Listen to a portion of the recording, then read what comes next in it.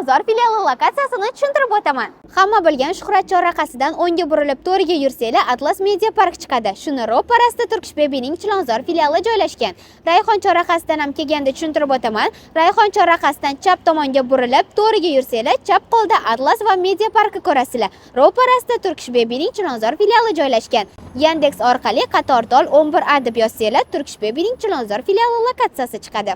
Avtobuslardan esa 34, 94, 98, 127 hamda 150 sonli avtobuslar keladi. Yunusobod filialini tushuntirib o'taman.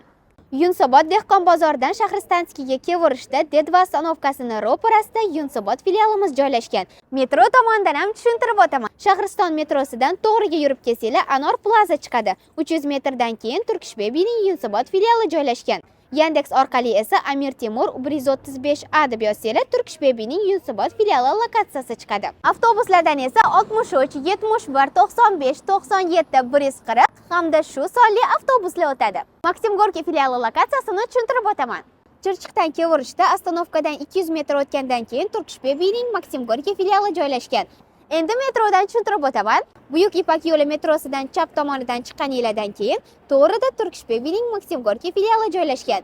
Yandex orqali esa Buyuk Ipak yo'li 103 deb yozsanglar Turkish Baby'ning Maksim Gorkiy filiali lokatsiyasi chiqadi. Avtobuslardan esa 24, 63, 1, 199 hamda 101 avtobuslar keladi. Ish vaqtimiz har kuni 8:00 dan 23:00 gacha. Turkish Baby bilan farzandingizga quvonch ulashing.